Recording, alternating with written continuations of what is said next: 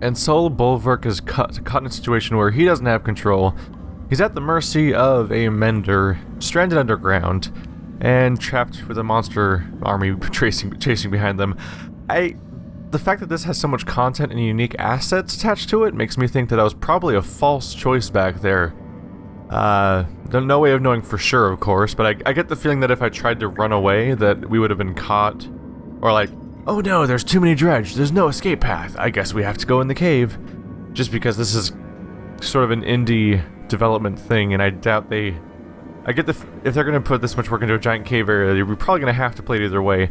I guess the only other alternative is maybe if Bulwark did get away, you'd have to do this thing with just her people and none of Bulwark's people. But that probably seems unlikely too. Anyway, she wants to talk to us.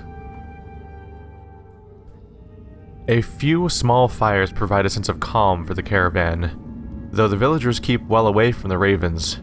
There is enough light to see you. Oh, there's enough light to see you are no longer in a man-made mine, but a natural cave of sorts. What are we doing down here? Staying alive and keeping Ballard from the dredge. I thought that was obvious. But we keep heading down like we're hunting dwarves. The Valka gives you a ghost of a smile. Until today, no one but a few of the council knew about these tunnels, not even menders. We didn't create them, but we've used them a great deal over the years to travel far distances quickly. Zephyr becomes quiet, awaiting a question. Where do they lead? Practically everywhere. Aberang, Vaux, Grovheim, or what's left of it. I'm not sure anyone knows the full extent of these underground paths, but we are about to enter a corridor, one of the main tunnels. Zephyr becomes quiet, awaiting question. So where are we headed? Where would you go, knowing you possess the sleeping body of the immortal Sunder General? Don't answer my questions with questions. My apologies. It's often the way we instruct young menders. Manahar is the safest place to secure Bellower's body. Whatever drew the Dredge army towards us in Bindal, the Council can find a way to stop it. And what about my ravens? So far helping Valka pays less than a bloodshed coin. And that is why I am talking to you alone now. The corridor will lead us to Manahar in a week's time. See us there safely, and I will give you a genuine Valka oath. You will be rewarded well enough to never need work again. You look around the cave walls and back the way you came. We'll go to Manahar. We were heading there after the Blue River anyway. There we go. So, he finally got what he wanted, or he's finally hopefully getting what he wanted. Last time he trusted a Valka, it turned out to be a ghost. So who knows what to expect here, but once again we're being promised by Valka to be paid handsomely. Perhaps so handsomely we never need money again. That said, it seems like no one might need money again pretty soon if the world ends. Are there new training missions? What can you show me? Lots of neat little tricks, try to keep up. Let's see if you know what to do with an ugly drunk of that old man.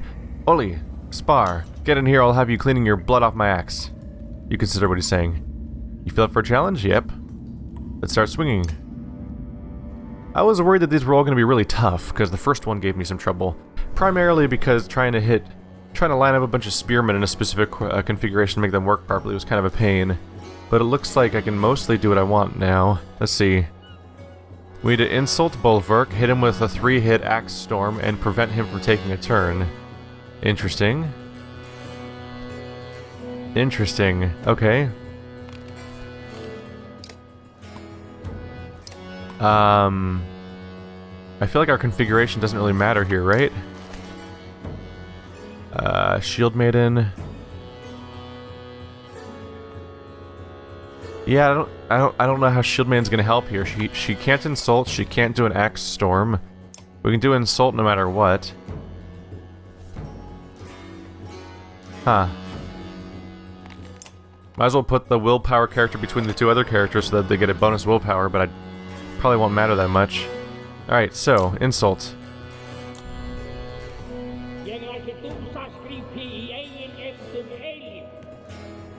Alright, that pushes him back. And now we need to axe storm him, right? With as much willpower as we can. The first axe was deflected.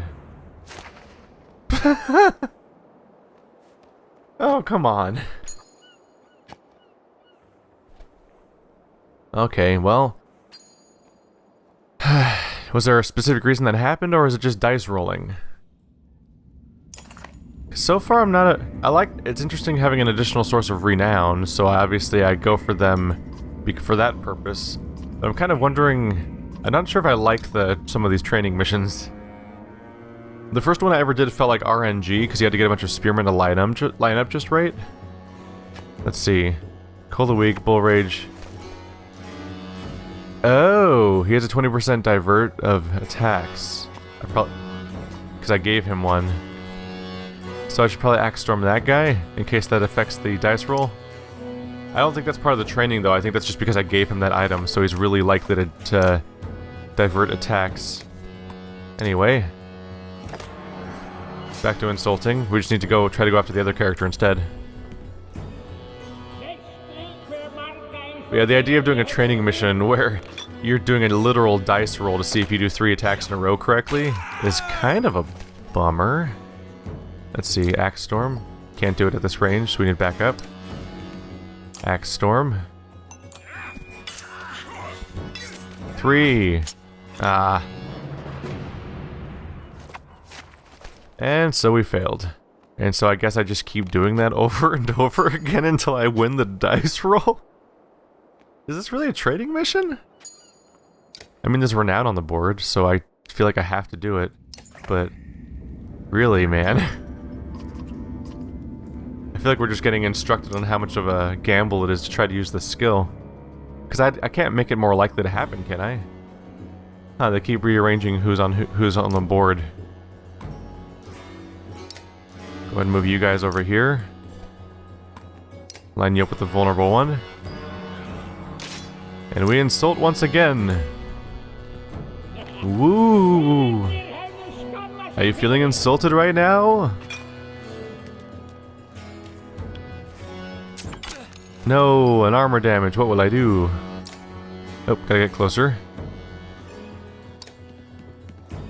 Axe Storm. Come on, 3 hits. 1, 2, 3.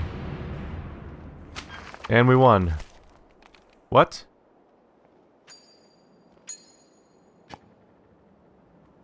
Oh, we have to neutralize him. Well, we got Axe Thrower renown. So we still got our 5. Alright, so I've done research about this and it appears to basically be bugged. So apparently when I first got Bolverk's group, I could have spammed training over and over again like I eventually learned I could do with Alette, and I could have done it back then. But as Bolverk goes higher in level, it automatically balances the crew of characters around Bolverk. So if he's a higher level character, the people around him get reduced in number. Which completely breaks the game, because you have to take him down before he gets a single turn. So the problem here is he is high level, so my Axeman literally can't hurt him. I managed to do a axe throw on him where he got hit 3 times in a row, and he resisted the damage of every single hit. So that's not good. So he can resist a little damage, but he's also like a relatively tough character, so I can't take him down with only an axe throw really quickly. And Spar's turn has to be spent insulting him, so you literally have to use 1 axe throw to kill Bolverk from scratch, which is either impossible or astronomically unlikely. And the woman never gets a single turn, period, because the enemy team is just 1 unit and Bolverk. So even if you insult him to push his turn back, it only gets pushed back 1 turn, and the moment his turn starts, you fail the mission. Apparently, if you do it when Bolverk is still lower level, it's actually a team of 3 on the enemy team, which means you have more time to push back Bolverk's turn over and over again, and he's also easier to kill because you haven't had a chance to level him up at all. So it's basically unwinnable. And there's actually threads online discussing this about like this is just completely impossible, unfortunately, and no one has a solution. So hopefully it'll get patched at some point. I gotta say, is it called Stoic is the name of the company, right? Is it Stoic or is it someone else? Anyway, the developers of Banner Saga, it was probably a profoundly bad idea to put training in the game, but have the training missions use your actual characters, especially the idea of using your actual characters as the opposition, because you can't really account for the sheer number of variables there. It just seems logical that the training missions, where it's like, hey, here's a very controlled environment, do this specific action, would involve, say, pre-made characters, or some, you know, like generics. A generic character with Tempest, a generic character with Axe Throw, a generic character with Insult, and stuff like that. Just makes more sense than using your existing characters that could be any level, either be it very high or very low. And it's especially baffling that the number of enemies can change in a training mission where the number of enemies directly affects your ability to control what's going on around you and whatnot. Let's see. I'm just going to continue forward though, but unless this gets patched over the course of my playthrough, we may just have to abandon old training for the rest of Bulwark's campaign, which is kind of a could have used a little more playtesting, but it happens. So we have no way to buy supplies here, and we're in a cave, so I wouldn't expect to find supplies, or find the ability to buy more supplies, so I'm just going to go ahead and spend my renown. Go find someone who I can level up. Maybe Bulwark, for example. Just keep it committing to that, because he's our main character, so it's easy to see the value of that. But I think I'll go for someone like Ollie just because they're so low. He's like a little baby. Let's go ahead and level him up and give him some of that bonus strength for his axe throws to make that combo really worth it. That seems reasonable to me. Sigbjorn, are you ready to... do I have the money to promote you? I do. Okay. We give him either Forge Ahead or Sundering Imp. Ooh. Hits harder than the average warrior with no chance to miss. He can wreak havoc with additional +1 strength and also adds 1 break damage to the target, plus bonuses to heavy impact. So it's just a big slam. We have to carefully position people. Yeah, I don't know if I need another Forge Ahead character when we already have one around. I like the idea of having Sundering Impact. So our strength and armor are both maxed out. At this point, it comes down to whether or not I want to keep adding more willpower for more bonus damage, which is probably a good idea, because I only have 4, which is only 2 turns of exertion, then you're all out, which is kind of a bummer, so I'd rather have more than that. At this point, I think we're just going to head out, right? Not much need to rest, training is broken, so we'll leave.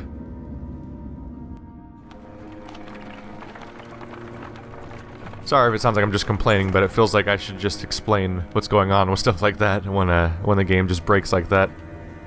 In the light of torches, everyone is covered in soot and dirt. They smell bad, too. It comes as no surprise when the sound of running water excites the caravan. It has to be some underground river or something, a woman says, and all the villagers start moving in that direction. It definitely seems like the people shouldn't check first. I'm gonna push ahead. Me first. With large strides, you clamber over slick rocks and get in front of the others. You stop at the sight of a long blades of pale grass, blowing as if on a windy plain. But there is no wind. The sound is just running water. It's just up here, a young man says, rushing past you.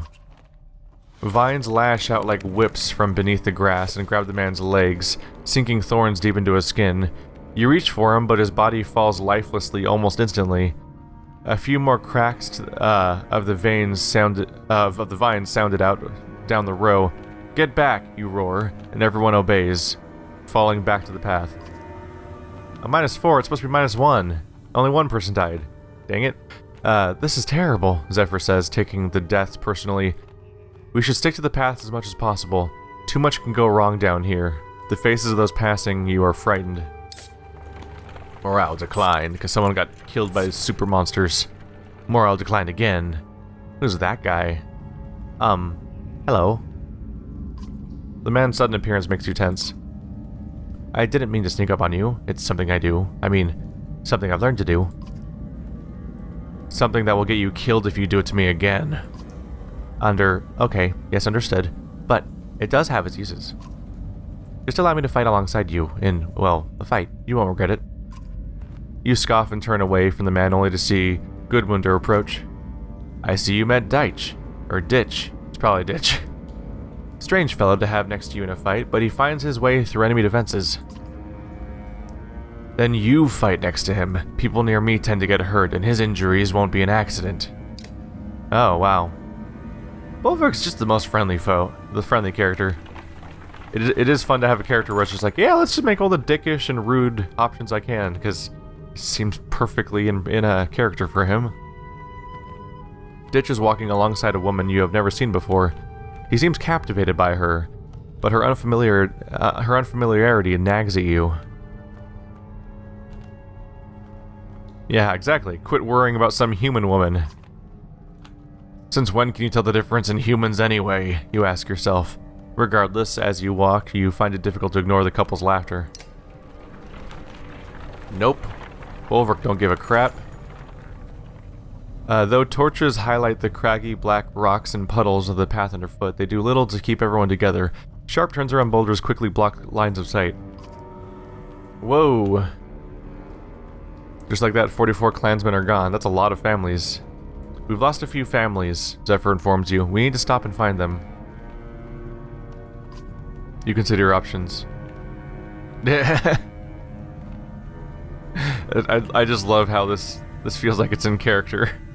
Because he's like, fine, I'll humor you, but doesn't want to actually stop. So he's like, you can just shout, we're over here! Your voice booms around the cave and echoes back to you several times. Quiet, Zephyr says. Just because the Valka kept these tunnels a secret doesn't mean... Too late, Ollie shouts. He spins and throws an axe deep into the head of a skulker. Many more crawl out from the shadows swarming the caravan. In my defense, I don't find it super likely that one random Varl is somehow louder than a caravan of like 500 or 600 people. That's a little silly to me. That's one of the things about these games that has always seemed odd, is that all of the adventuring dialogue and decisions always kind of feel like you're like a group of like 5 people walking around, like in a traditional like BioWare or, you know, like RPGs in general, especially Western style. Like the last game had a lot of moments where it's like you're walking down the road and it's like, oh, you just come across these people that are having a scoff. It's like, yeah, you just randomly come across them, no big deal. Like there's like 4 of you, right? But no, you're an army of like 1,000 people. How do you just casually like encounter a little fight happening and just walk up to it and like none of them notice you approaching when there's 1,000 of you? And similarly, it's like, yeah, one guy yelled, that's super loud, you attracted monsters. They weren't already being attracted by the hundreds of people going through these caves. People are loud. I don't know if you know that. So look, Ditch, what do? Tracker? Ducking and weaving among his allies, the tracker becomes invisible to his enemies. He waits for the right moment and finds his target's most vulnerable spot before attacking. The effect of the invisibility disappears the instant the tracker deals damage, so picking the correct target is critical and will change the entire balance of the battle. Wow. So he gets to go in and just do one attack, but that attack completely ignores armor. So given the chance, he can completely devastate the enemy team's character who has the highest strength, for example, but might be harder to hit. Light Step, the landsman uses superior dexterity to move around bodies, allowing him to pass through but not stop on any allies. Light Step can also can help a crafty landsman get safely into position behind armored allies before going in for the strike or escape from a dangerous position. Okay. Track could be interesting. This character could be interesting. He only has 8 strength though, which is kind of a bummer. I don't know if I don't have any items to give him, because I generally only have high level items. Might be fun to bring in though. Instead of someone like Gudmundur, for example, who just has Stonewall. Yeah. Let him go in first. The rest of this crew should be pretty good to go, I believe. Yeah. We'll give it a go. I don't know if you guys agree with me on that, but I definitely think about that a lot when we're doing story. A couple of those skulkers are alarmingly large and vile. It always just bothered me a little bit as I played these games that despite the giant caravan and the huge number of clansmen we supposedly have, all the dialogue and conversations always feel like it's just like maybe 8 people walking around in a party, like every other RPG. The frequency at which you sneak up on situations or surprise someone on accident because of an individual action is weird. So these guys both have 14 strength, which is concerning.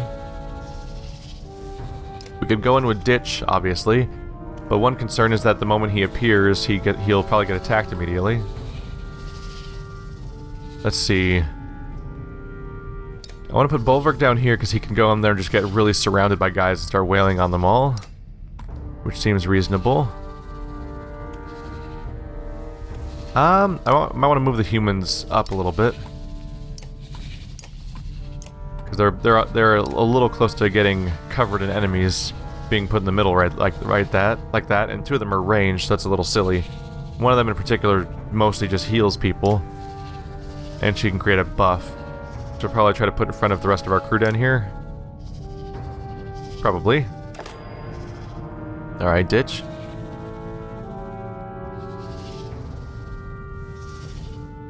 So I can walk right up to this character, for example. What? You have to be adjacent to an ally to start it. Crap. Well, shit. I missed a crucial detail there and made a fool of myself. I guess I'll just have to take a big dumb strike to the face and get obliterated, because I have misused this character already. Oh, they're going invisible. That's always a good start. Alright. Try using our buff because it's fun to use. And hopefully get the Varl an opportunity to grab those. Armor and attack. I thought he was going to immediately walk right into it. Oh, there, she's taking a hit. She's down to 2 hit points. Bad start for her. Oh yeah, that'll help us make a mess. And we'll take the bonus armor. And get into a position where I don't have to worry about attacking my teammates. He has fun.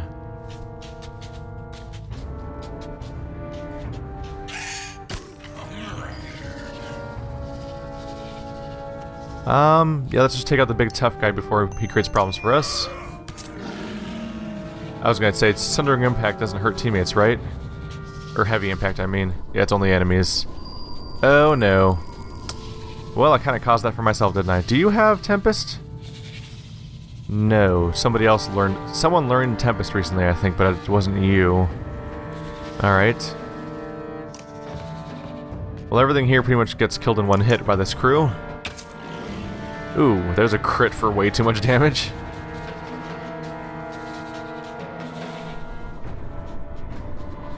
So there's a big bad guy hiding somewhere. Let's see if I can get an axe throw off to do more subsequent attacks. Oh, come on. I have incredibly low luck with that skill, don't I? Alright, well there goes our caster. She tried. Alright. Let's give this another shot. Ooh, I'm invisible! Which means like next turn I can attack somebody without going through their armor. I totally wasted that on accident. So if I'm lucky, I'll hit both these guys and take them out, and if I'm unlucky, I'll hit my teammate. Oh, there's a surprise. Ah, that's frustrating. Definitely frustrating how you can't attack an invisible person even though you've found them already. Let's do Bear Rage since they might attack me. That scared him off for a bit, and now if anyone tries to attack this character, they'll get counterattacked. Sigbjorn. There we go. Now their party as a whole is relatively harmless. There we go. Oops. Double click failed me. There we go. Down you go. There's just a bunch of weak units around here.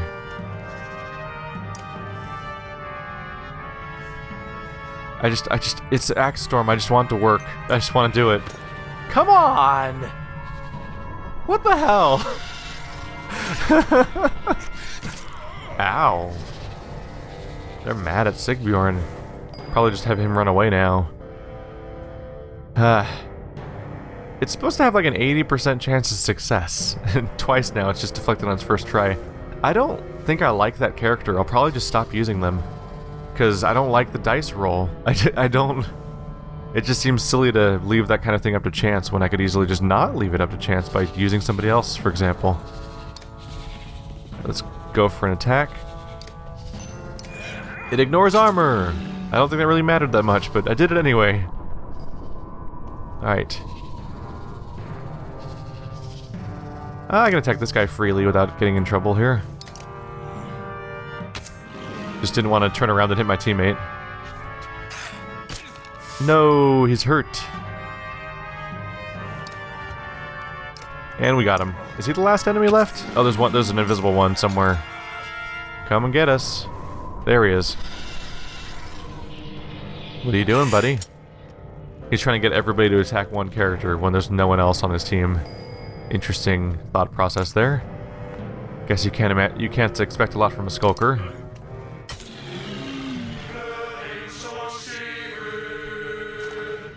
There we go. I forced ourselves into a fight that was probably optional, giving us some of that renown that I lost the opportunity to get by the training being broken. It's fun doing dumb, brutish things with this character just for the sake of it. There's another little weird detail. This chain of people here on the screen, you can't see them now, obviously. They conform perfectly to the topography while they walk over it, which means that they're leaning over like 45 degrees over when they go down slopes, and it's like they would just roll down the hill. You can't stand like that. It doesn't work that way. Water barrels are running low, Holfie, your quartermaster reports. And I'll be damned if I start licking these slimy rocks for a drink. The shield maiden looks at you. If these people start getting desperate for water down here... You cut her off. I know. Send out some scouts. We'll camp here until they return. Some of your ravens and other members of the caravan group up and grab torches, rope, and water skins before heading off in different directions. Better catch some rest while you can, Valka says. Nothing to do until they get back anyway. Laying down, you focus on the sound of the small drip somewhere in the cave. It grows louder, like the beat of a drum. Like thousands of feet marching behind you. You turn and everyone stops. You see the glowing eyes of your army looking at you in admiration. Oh, is he getting Bellower's visions right now? I think his nightmares are actually Bellower's point of view, if he's getting glowy eyes of an army behind him. 100 members break formation to dig holes in the caravan floor and place stone bowls in the depressions. The bowls quickly fill with water, and the first is offered to you. You slake your thirst before seeing your red armored reflection in the bowl. You wake up with a shout and Valka joins you. What was it this time? She asks, concerned. I'm just gonna tell her how to find the water. He'd probably keep that to himself. Dig holes, you say. Put bowls down in them, see if they fill with water. She sets some ravens to follow your strange commands, and shortly after you hear the whooping cheers of success. The celebration brings all the scouts back early. Yay! Morale improved. Bonus renown. We're kicking ass. We're so good at this whole surviving underground thing. We're like actually dwarves. A rope bridge with wooden planking crosses an open span in the caravan formations. Looks old, Valka says. Narrow, and not meant for carts. Then get the menders to fix it. Use your magic. Be useful for something, damn it. Both Zephyr and Nichols move through the crowds and begin tracing patterns in the air with their staves. The only thing you see is a slight lift in the bridge, but they walk across first to calm any fears. The caravan crosses without an incident. They're here for some purpose. Just get them to do their job. Bolverk is not above delegating authority when telling people to do things. He is supposed to be a leader, after all. He's brutish and brash, but he's a leader.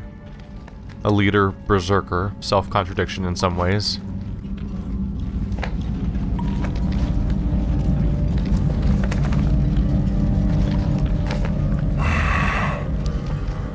I've slept in caves like this for entire winters. But there's something about this place. Something old. Unfamiliar.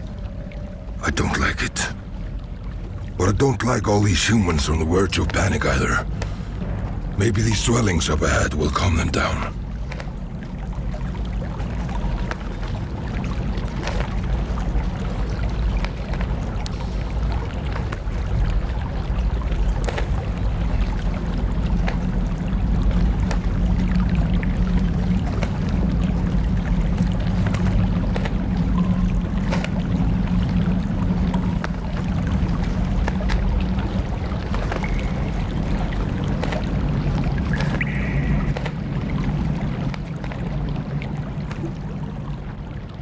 What in the world are we looking at right now? Also, did music turn off again?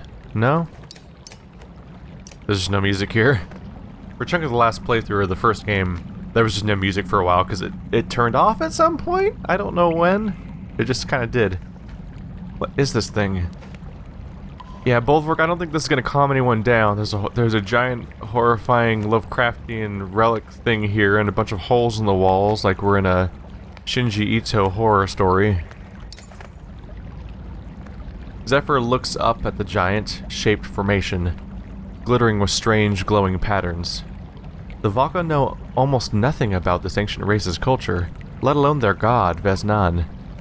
The name alone might be wrong, but we have a framework of letters based on repeated patterns found around here. She wanders around the glowing pools of the godstone. If we are correct, Vez'nan was not their only god, but he became one of the most powerful at the cost of everything dear to him. She looks at you. Of course, if what you hold dear is something like control, maybe there is power in letting go. Gems of various sizes and shapes are found embedded in the surrounding stones. The clansmen are soon hammering away in an attempt to pry a particularly large gem loose. The ringing of hammers echoes through the deep.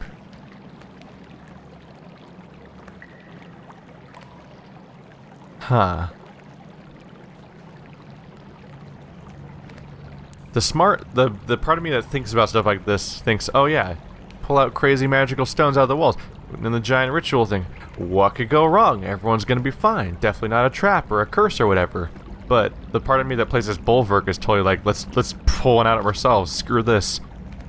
You push a man aside and start working your hands at the stone. As you toil, you get more and more furious at the stone, and the men's baleful eyes on you cause you to start shouting at them. You are soon sweating and frothing at the corners of your mouth. Are the others laughing at you? Giggles from children cause you to spin about, changing their expression to fear. Laughing at me. You hit the stone until the fists are bloody and your vision's just as red. The gem shatters with a loud crack and the stone splinters around it. Valka throws her shield over several children, but a chunk of stone hits her on the nose, hard enough to break it. As the dust settles, you feel exhausted. The clansmen stare at you with fear in their eyes. Zephyr tends to the wounded, completely ignoring you. Wow. That escalated very quickly. Yep, Bulwark is just a crazy, violent man. That kind of outburst. Alright. You can rest, there's heroes such as usual, that you can visit the pools, and we have a lot of dialogue we can follow up on. Let's talk with our old man. Oh, there's also another one over there. It turned into the blonde guy after that. The old wanderer is quietly turning his langspill and grinning when you acknowledge him. What's going through that wrinkled head of yours? I just realized I'm somewhere I've never been before. I can't remember the last time that happened. You can't remember because you're old. I am old, and you're ugly. The difference is I was young once. He laughs and coughs while you wonder why you stop to listen to him. Funny thing, getting old. The things you want, the things that make you smile, they change. Remember when I joined the Ravens? It was women, gold, fighting, and drinking for me, in that order. Of course, you of Varl never understand the desire for women. Depths. Maybe that's a blessing. I don't need to waste my time trying to impress someone. Spar chuckles and nods with a distant look in his eyes. So, what do you want now? What do you want now? Well, new places, I suppose. But I like my memories of old ones, too. He plucks a couple of sad notes, perhaps a song for battle in his mind. Companions more than anything, though. You and these ravens? What other family does an old mercenary like me have?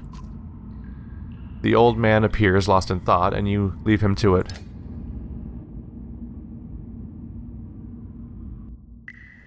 They probably... Yeah, there's new dialogue right there, too. I think they were accidentally overlapping each other on the screen before or something. They seem to do a better job at pacing this stuff out. In the first game, every time you got a new crew member, you'd get one piece of dialogue with them, and then never again. And there seems to be more reoccurring dialogue this time around, and just more in general whenever you're in a resting location. Let's talk to this Mender kid. He just looks out of sorts and awkward and... I don't know, weird. He looks unhinged. There's something creepy about his eyes. The young Mender stands tall and proud as you approach. Bolverk, I was wondering about what it takes to become a raven. I've never heard stories about a test or trials to join. Is there a test? Why do you care? Aren't you Zephyr's lackey? Well, apprentice, yes. I'm a full Mender training to become a Valka. Part of our training requires world experience. Couldn't you work with a blacksmith or something? Nichols frowns at her. Would you kill someone for coin? Kill for... The Mender's face pales a bit. I mean, I guess, if that was the job. Volka walks up and clamps a head on one of Nichols' now sagging shoulders. Most of what we do never makes it into the Skald songs. I guess I need to think on this a bit more. Let us know in Manahar. Nichols nods as you walk off. He's weirdly inherently interested in him joining, which I wouldn't expect him to be. I would expect him to just want this guy to go away. The spearman is standing alone, staring off into the depths of the caves. If you take off down one of these tunnels, we're not going after you. Back doesn't respond. He doesn't want to talk. I like him already. Do you know the worst part about it all? Never mind, I don't like him. Volka gives you a look before turning to Bach. Tell me the best part of it all first. The best part? It may be all over sooner than we think. You squint, not liking his words. That's not really what I meant, but go ahead. What's the worst part of everything? It's the silence. You give Volka a look. He hasn't slept near Ollie. That man makes all kinds of strange sounds. That's just noise. There's a silence from the loneliness. Volka inhales sharply. He's hit a sore spot. Maybe these tunnels and caves make it worse. There used to be days of talk. We used to laugh. Are you talking about your feigned spear again? Beck turns and stares at you with eyes of a man undecided on going mad. Lofen helps where she can, but no, there was another. Now there's an endless hole shaped like her, and if I don't keep filling it with work or drink... He walks away without finishing his thought. Keep an eye on him. I'm the only one who gets to lose their mind and start killing. He's not crazy, he's alone. Whoever she was, he still thinks she was the greatest. I'm jealous of her. It would be nice to have someone feel that way about me. You shake your head, snort, and walk away, feign humans. Weirdly open dialogue there. Usually you kind of imply a lot of stuff that was being said there, but they were just coming right out with it. Alright, what's with the pools here?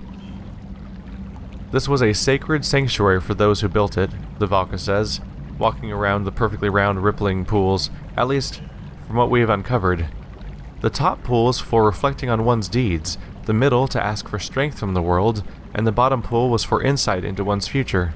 She hesitates before saying, I've never done anything but study their inscriptions. Let's see, let's review that real quick. Top pool is for the deeds, middle is to ask for strength, and the bottom was insight into one's future. I don't think Bolverk gives a crap about his future. And I don't think he cares about the past. I think he just wants strength. Ignoring the peaceful setting of this ancient cave town, you stomp over to the middle pool, dipping both hands into the water. It turns blood red in your cupped hands, but it doesn't stop you from drinking deeply. Instantly, images of war flash through your mind, swords hacking mail, arrows piercing leather, stone shattering. You open your eyes, panting. All three pools have gone dark. It feels as though you have fought and learned. Other ravens talk of similar feelings, a shared growth of understanding in battle. I should check on the others, you think. They may have learned something out of all this. Plus kills? Wow. That is a way of measuring things that has not happened before. But I believe what just happened is that we just got bonus kills. Yeah. Oh, yeah. He's at 30 out of 24. That is higher than it was before. So everyone is now more people are available for promotion now. You have 7, 15, yep, 10. So everyone got, I don't know, maybe 2 or 3 kills or something? Probably around there. But virtually, nope, not even virtually. Every single person in the entire squad is currently available for promotion as a result of that. Everyone got kill credit just now. That's good. That means that, I mean, among other things, it means that you have to worry less about Bulwark hogging all the kills with his tendency to just execute everybody. Yeah, that's actually really good. I mean, functionally, spread across all these different characters, I probably just technically got, like, what, like 40 or 50 kills worth of progress? Like, that's actually kind of massive. If you actually use the characters that it's applied to, at least. Let's see. There's not much left to do, is there? We have normal... She said we should be there in a week, so I'll go ahead and rest. Let's help our morale for the sake of willpower. She said we'd be there in a week, and I have 2 weeks of supplies, so we should be more than ready to go. And I'll go ahead and apply some promotions, because we have so much credit here. I think I'll give Ditch a promotion, because I think I can get better use out of him with the higher strength. Obviously, I completely botched his primary skill earlier when I had misused it. I'm also kind of curious what kind of skill he unlocks as he levels up, which he's close to doing. Let's see, improve your ability, so on and so forth. Level 5. Get that strength up, because if we're going to be ignoring armor, we want to be able to actually do a good hit, because he could be really effective. I'm curious about him. I obviously totally blew it last time because I missed the small detail of when you can actually use the attack. And Zephyr, she's perfectly capable of mending how she already is. Runic Gale's a bit of a crapshoot, but being able to cast it more wouldn't hurt. But yeah, I'd probably want to upgrade one of my other characters instead, like Sigbjorn, since he's already available again. And he's got 6 willpower now, which might be enough, so maybe I should go after his different buffs now. Oh yeah. Things like crit. Yeah, I'm gonna go for a chance of resisting some strength damage, I think. There we go. That'll help keep him healthy so that strength stays high. Let's conserve a little renown for now and head forward. As soon as this finishes loading, it almost stalls for a moment. All right, so we have good morale. Let's get out of the creepy relic room before we all get, like, I don't know, red lyrium cancer.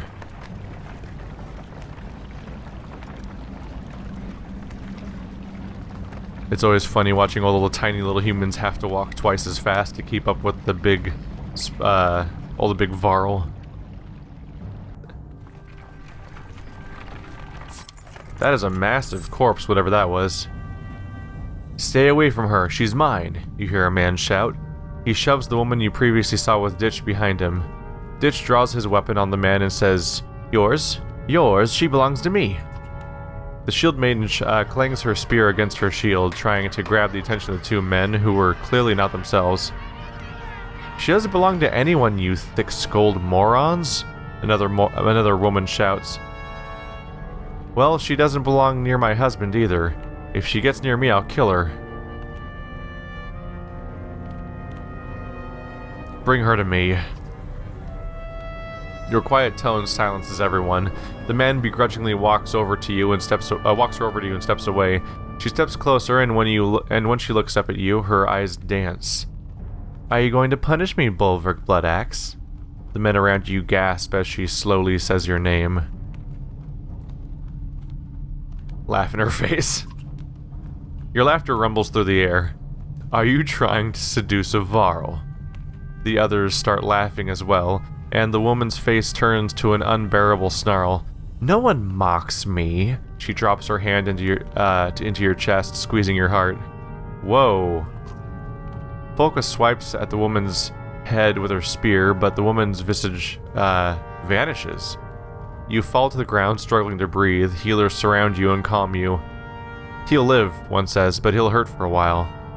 So it's some sort of freaky ghost thing. It actually attacked my heart directly. Oh, now I'm injured.